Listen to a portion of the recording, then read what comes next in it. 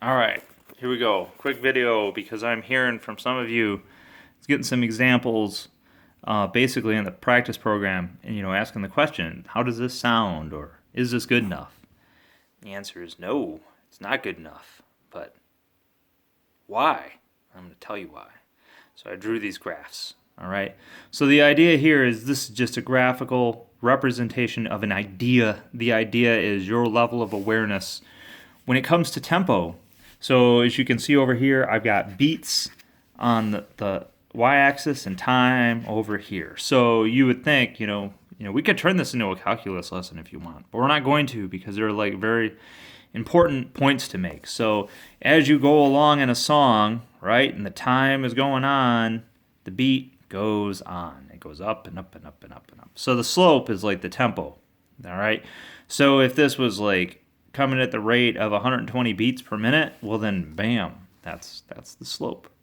And then also this red line on here, this is like what a real human being does. Like a human being is not a computer. A human being is not perfect. So the human being will always have a tempo that kind of wavers around the actual tempo of the piece. So in this area, you can see the slope is a little bit lower, so we're kind of slow here. And then that human being makes up the time right here, so they have to go a little bit fast to make up that time. And that's how all this whole comedy moves forward, and you get a music, right? And you get somebody who's got really good time, and their red dash follows the actual true slope very, very closely. And you get somebody who's got poor time, and they're like all over the place, right? But that's the point. That's how it works. So come to this graph right here, and with specifically we're dealing with rolls. But this could be anything that requires a lot of energy, there could be like a really high note density, or something that requires a lot of strength, or like a lot of mental capacity to play, because that takes up a lot of energy as well too. But this example we're talking about open rolls. So in this case, what we did is we start out the roll, and it may be perfect, for a minute or a second, and then all of a sudden you can't sustain. So what happens is that roll slows down. It goes off the curve, right? It starts to slow down. And that happens, that is inevitable no matter what, no matter how good of a player you are, no matter how strong you are. If you could be the strongest player in the history of drumming, and you hold on to this roll, this chunk right here could last 10 minutes that you're holding on to it, but sooner or later you're going to run out of gas.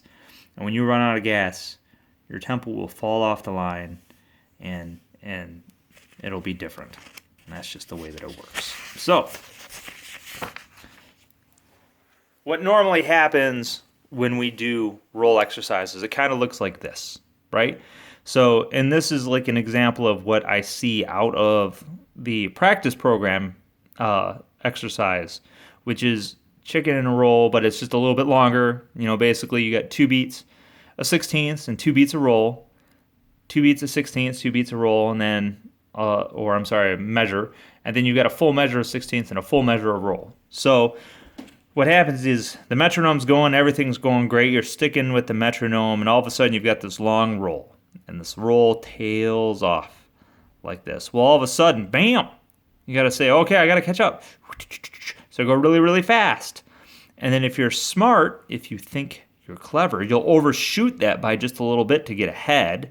And then that roll will slow on down, and then you just do it over and over and over. So what this means is your very first measure down here is more or less right on. And then you get up here, and there is, for an absolute moment, and that's why I didn't do the derivative of this. I wanted to show the CDF on this, because for an instant you are in time, that your time matches up with the timeline of the piece, and then you overshoot, you're ahead. Everything above the line, you're ahead. And then your rolls slow down, and for an instant, your rolls are perfectly in time with whatever's going on in the rest of the piece, and then after that, you're slow. And then you go catch up again, and for an instant, and back and forth. So what that means is, basically, only for very specific isolated periods of time are you in time. So it's kind of like the story, like what is more accurate, a watch that is 1 minute slow or a watch that is stopped? And the answer is the watch that is stopped, because it is perfectly accurate twice a day. That's what you're seeing here. The slowdown and catch up is leaving you perfectly accurate only for very isolated periods of time. So what this means is when you're doing the practice program is you can't shoot for a specific exercise. This right here is the crux of why I say you need to start slow and move faster. Because when you're starting slow, you're working in a regime that is in your strength range. Okay? And that means that you are much more likely to be living in this zone all the time. Like literally all the time. The slower you go, the more strength you have, the more energy you can devote to staying on time and doing accuracy with timing and technique and the quality of your playing, right? Because when you jack up the tempo, then all of a sudden you're into this regime where your roll slows down because there's no way you can keep up because you're just not strong enough. And then you got to play this catch-up game. And I did the math on this, right? If this was 120 beats per minute and you were losing 1/16th note, only 1/16th note per measure, okay? That would mean that your slow measures would be sitting at about 113 beats per minute, and your catch-up measures would be sitting at about 128. So that's a 15 beats per minute span that you're doing on tempo just to make up for the strength that you don't have. Meanwhile, if you spend a lot of time working on your lower tempos and really building up your strength, then all of a sudden you can start to jack up the tempo incrementally and building your strength incrementally. That's why I always say start slow. So one last note about tempo and what it means. Okay, first of all, the human being, where'd it go? There you go.